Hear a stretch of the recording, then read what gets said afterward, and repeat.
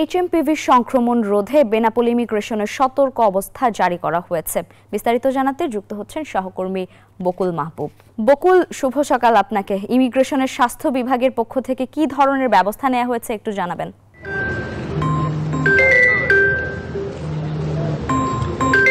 জি, আপনি যেমনটি বলছিলেন, আমি এখন দাঁড়িয়ে আছি বেনাপোল স্থলবন্দরের সবচেয়ে বড় ট্রাক ইয়ার্ড। এখানে প্রতিদিন ভারত থেকে প্রায় 400-500 ট্রাক আমদানি হয়।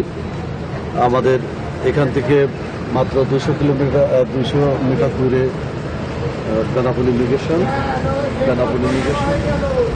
থেকে প্রতিদিন ভারতের যাত্রী যাতায়াত করেন প্রায় 4-5 হাজার। বর্তমানে সব পরিস্থিতির কারণে যাত্রী সংখ্যা অনেক কমে গেলেও এখানে নতুন যে ভাইরাসের সংক্রমণ দেখা দিয়েছে এইচএমপিভি, সেটা প্রতিরোধে সতর্ক অবস্থা আছে ইমিগ্রেশন। ভারতের প্রত্যেকটা যাত্রীকে তারা